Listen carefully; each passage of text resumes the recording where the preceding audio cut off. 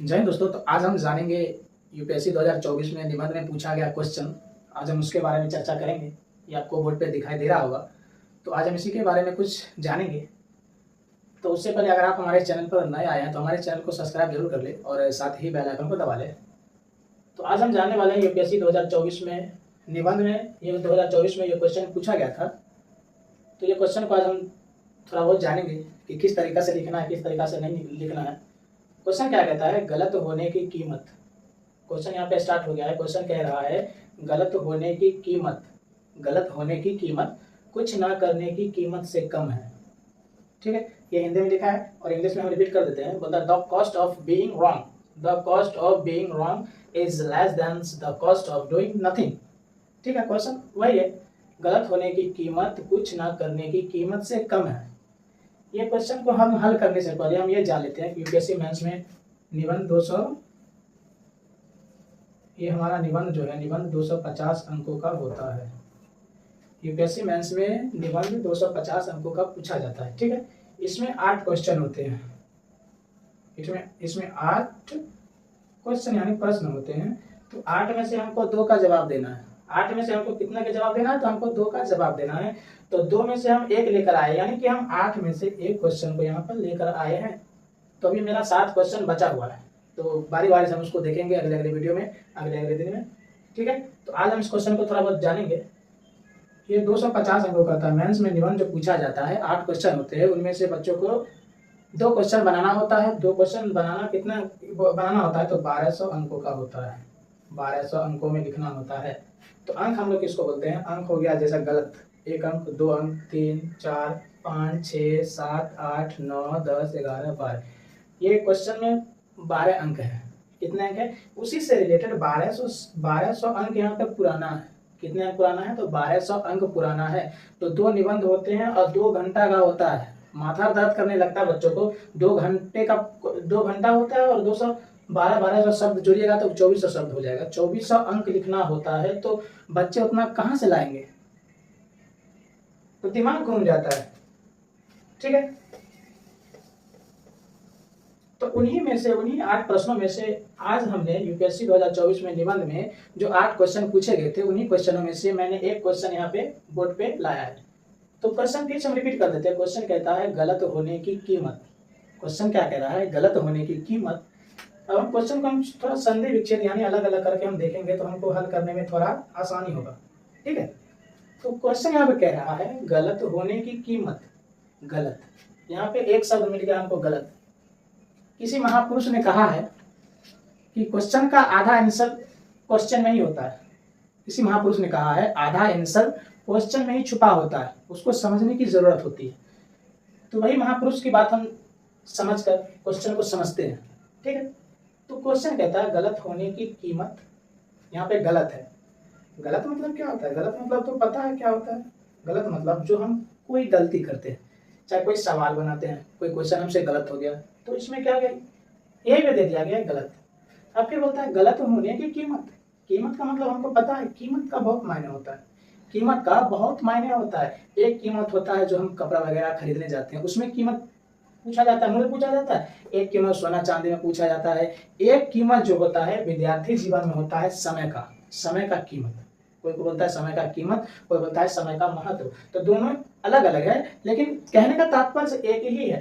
ठीक है, तो इसमें बोला गया है गलत होने की कीमत कुछ ना करने की कीमत से कम है। अगर हम कुछ गलत करेंगे तो उसकी कीमत किससे रिलेटेड बता रहा है? तो कुछ ना करने की कीमत से कम है।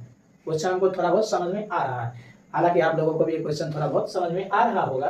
तो क्वेश्चन एक बार और हम रिपीट कर देते हैं। ठीक है, क्वेश्चन कहता है गलत होने की कीमत कुछ ना करने की कीमत से कम है। यानी क्वेश्चन क्या कह रहा है, निबंध क्या बोल रहा है लिखने के लिए? निबंध क्या बोल रहा है? बोलता है गलत होने की कीमत कुछ ना करने की कीमत से कम है। अगर हम कोई चीज अगर हम गलत करते हैं, मान लीजिए एग्जांपल के तौर पे हमको ले लीजिए, मैं वीडियो बना रहा हूँ, वीडियो बनाते बनाते अपना स्टडी भी कर रहा हूँ। स्टडी करते करते कोई ऐसा वीडियो में गलत हो जाता है, गलत वार्तालाप निकल जाता है, तो उससे क्या होता है? इससे हमको पता चलता है, इससे हमको सीख मिलती है। इससे हमको क्या मिलती है? सीख मिलती है। यानी मेरे एग्जांपल को छोड़ दीजिए, माना जाए कि मैं एक साइकिल चला रहा हूँ, साइकिल, ठीक है। एक यानी कोई भी व्यक्ति को ले लो, एक व्यक्ति यानी साइकिल चला रहा है। अभी हम ये नहीं बोले कि चलाने आता है उसको, चला रहा है, उसको आता है साइकिल चलाने या नहीं आता है। तो कोई व्यक्ति एक साइकिल चला रहा है, ठीक है, चला रहा है, साइकिल चला रहा है। तो साइकिल क्यों चला रहा है और किस वजह से चला रहा है, इस पे हम गौर करेंगे तो क्या हो जाएगा, हमारा क्वेश्चन हल हो जाएगा। निबंध ऐसा सब पूछेगा कि दिमाग का दही कर देगा। तो आपको उतना क्षमता होना चाहिए, IQ लेवल होना चाहिए, तभी आप इस क्वेश्चन को हल कर पाइएगा। 1200 शब्दों में आप अंकों में आप लिख सकते हैं, ऐसे आपको नहीं हो पाएगा, ठीक है। तो हम एग्जाम्पल हम किसका ले रहे हैं, साइकिल का ले रहे हैं। तो साइकिल हम किस लिए चलाते हैं, कोई कार्य होगा इसलिए हम साइकिल चला रहे हैं, या हमको साइकिल सीखना है थोड़ा बहुत इसलिए हम साइकिल को प्रैक्टिस कर रहे हैं, चला रहे हैं। उसी में हमको क्या हो जाता है, कभी कभी गलती हो जाता है। साइकिल चलाते वक्त क्या हो जाता है, पैडल मारते मारते क्या हो जाता है, कभी कभी गलत हो जाता है। तो हम क्या हो जाते हैं, गिर जाते हैं, हमको घुटना टोकने में क्या हो जाता है, चोट लग जाती है। तो जिसके कारण क्या होता है, हम तो साइकिल चला लेते हैं, तो साइकिल तो हम चला लिए, साइकिल चलाने के बाद क्या होगा, कार्य हम पूरा कर लिए, उसको साइड में हम रख देते हैं। माना कि कोई बच्चा साइकिल सीख रहा है, तो एक बार तो साइकिल नहीं सीख लेगा, साइकिल सीखने में टाइम लगता है। तो साइकिल धीरे धीरे सीखते सीखते क्या होता है, कभी कभी चोट लग जाती है। तो चोट लगने के बाद क्या होता है, कहीं पे फूल जाता है, कहीं पे रक्त जम जाता है, कहीं पे रक्त बहने लगता है। तो जिसके कारण क्या हो जाता है, उसको अत्यधिक तकलीफ होता है। लेकिन फिर वहीं से हम अगर इसको साइकिल से अगर हम गलत होने की कीमत से अगर हम जोड़े तो बिल्कुल मिल रहा है। यहाँ पे साइकिल है तो यहाँ पे गलत होने की कीमत है। तो गलत हम कोई कार्य अगर हम गलत करेंगे तो क्या गलत नहीं होगा, एक बार सही हो जाएगा। कोई भी अगर हम कार्य करेंगे तो सबसे पहले हमको गलत ही होगा, उसके बाद हम धीरे धीरे सीखते रहेंगे। ये नहीं कि आखिरी पौधान पे चढ़ गए, नीचे का पता ही नहीं, ठीक है। तो अगर हम साइकिल से अगर हम इसको जोड़े तो हमको पता चल जाएगा, नहीं पता चल जाएगा, बिल्कुल पता चल जाएगा। साइकिल से अगर हम इसको जोड़ कर देखें तो फिर बोलता है गलत होने की कीमत। गलत होने की कीमत हम निबंध में कैसे लिखेंगे, अगर हम कोई कार्य करते हैं, चाहे कोई काम करते हैं, तो उसमें अगर हम किसी प्रकार की अगर त्रुटि हो जाती है, यानी कोई गलती हो जाती है जिससे हम और आगे सीखते रहते हैं, तो उसी को हम बोलते हैं गलत होने की कीमत। और हमको कीमत भी पता है, हमको कीमत भी चुकानी है। माना जाए कि कोई विद्यार्थी यूपीएससी का प्रिपरेशन कर रहा है, कोई विद्यार्थी यूपीएससी का प्रिपरेशन कर रहा है, तो सब विद्यार्थी सोचता है कि मेरा यूपीएससी क्लियर हो जाएगा। कोई बच्चा ऐसा नहीं है कि नहीं बोलेगा हमको यूपीएससी क्लियर नहीं होगा। सब बच्चा स्टार्ट करेगा तो बोलेगा हमको यूपीएससी क्लियर हो जाएगा, लेकिन ऐसा संभव नहीं है। देखना है आसमान तो पहले जमीन को देख, ठीक है, देखना है आसमान तो पहले जमीन को देख। तो कहने का तात्पर्य यही है कि आप अगर कुछ करना चाहते हैं तो आप उसमें लग जाइए।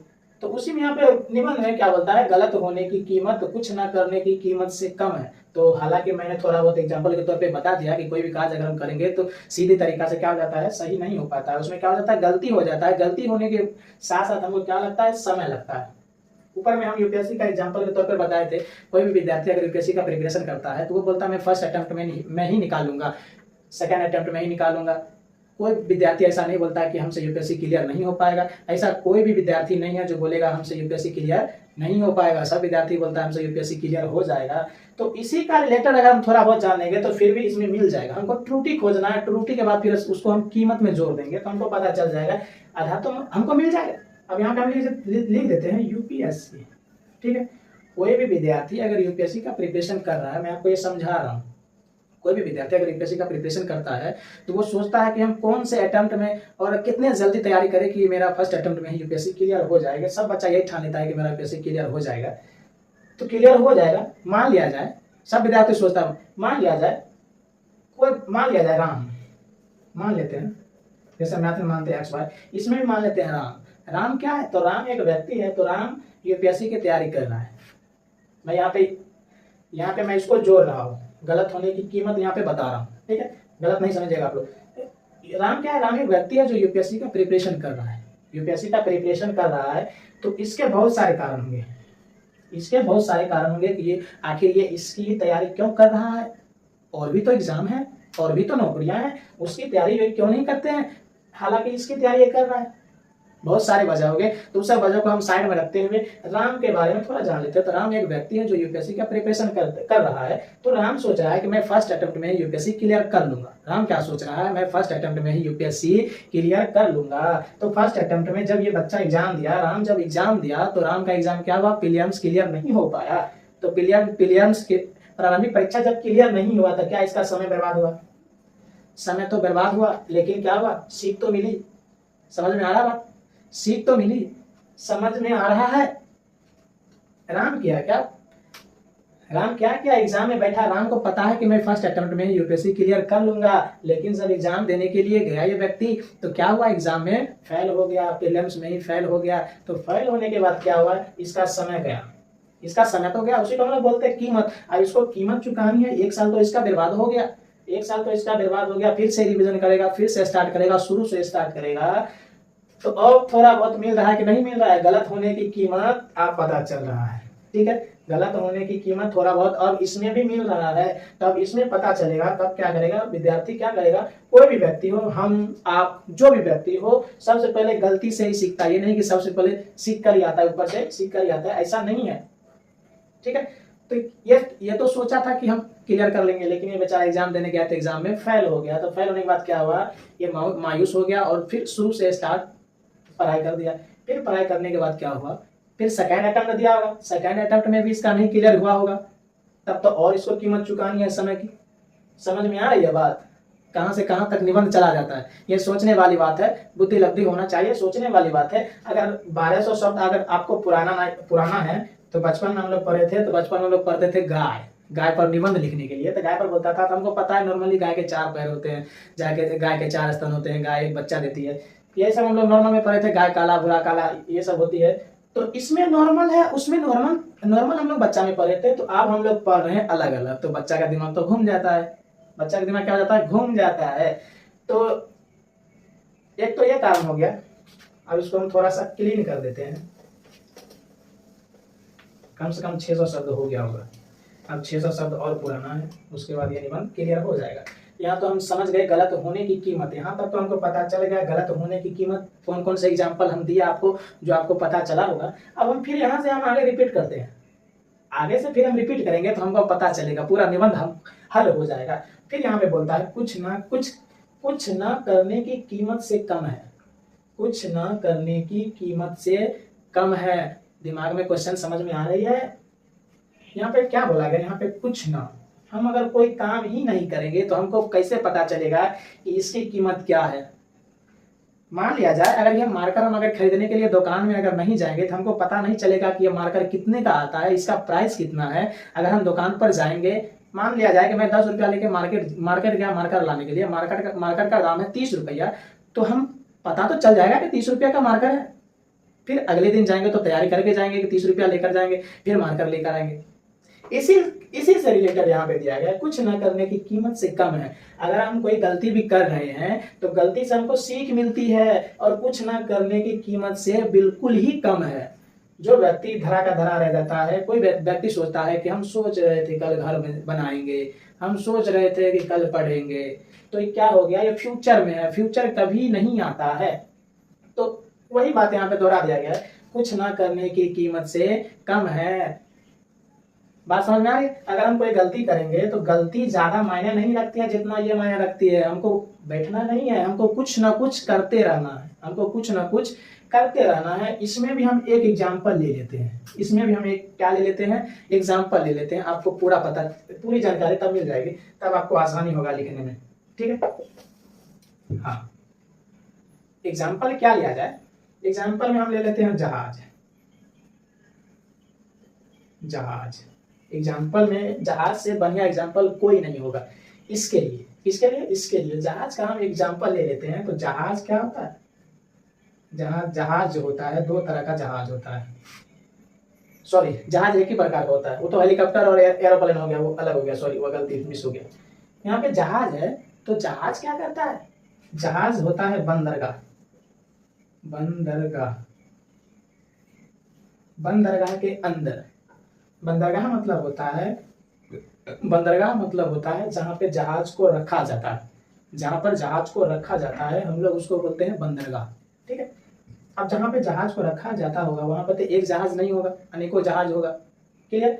तो अनेकों जब जहाज होगा तो उन्हीं में से कोई जहाज को पानी में उतारा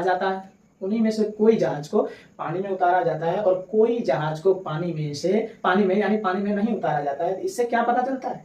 इससे पता ये चलता है कि जो जहाज पानी में उतरता होगा वो समुद्र के रास्ते एक तट से दूसरे तट तक व्यक्ति को पहुंचा देते होंगे, और जो जहाज एक ही जगह पर रहते होंगे, बंदरगाह पर ही रहते होंगे, वो क्या एक जगह से दूसरी जगह व्यक्ति को पहुंचाते होंगे? नहीं पहुंचाते होंगे। आप सोच सकते हैं कि उसके लिए क्या करना पड़ेगा? उसके लिए आपको पानी में उतरना पड़ेगा, हमको नहीं, जहाज को पानी में उतरना होगा, तभी तो वो एक जगह से दूसरी जगह व्यक्ति को पहुंचा सकता है।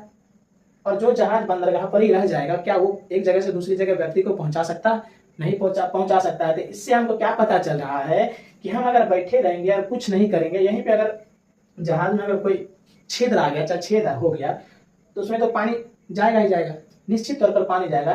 तो उससे क्या पता चलेगा? जहाज बनाने वाले को पता चलेगा कि इसमें थोड़ा सा छिद्र हो गया था, जिसके कारण क्या हो गया? डूब गया, जिसके कारण जहाज क्या हो गया?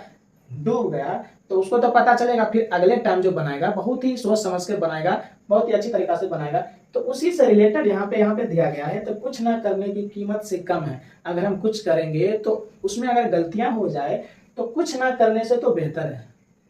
इसलिए तो किसी ने कहा था, कुछ नहीं तो कुछ हो, कुछ नहीं से कुछ हो भला। ठीक है, तो यहाँ पे कम से कम 700-800 अंक सब हम यहाँ पे अभी मुँह से वार्तालाप के जरिए बोल दिए आप लोगों को। तो बस यही सब, आपको जो भी आ जाए, मैं तो एग्जाम्पल के तौर पर बताया कि आपको ऐसे करके लिखना है, ये लिखना है। इसमें टाइम का महत्व होता है, टाइम का वैल्यू होता है। 2 घंटे का टाइम है, 1200 शब्द सोचते सोचते टाइम बर्बाद हो जाएगा, सोचते सोचते टाइम बर्बाद हो जाएगा। इसके लिए क्या करना पड़ेगा? आपको प्रैक्टिस रेगुलर करना पड़ेगा। ठीक है, ऐसे की प्रैक्टिस आपको रेगुलर करना पड़ेगा। तो आई होप कि ये वीडियो आपको अच्छा लगा होगा। तो मिलेंगे अगले वीडियो में। तो अपना ख्याल रखिए। धन्यवाद। जय हिंद।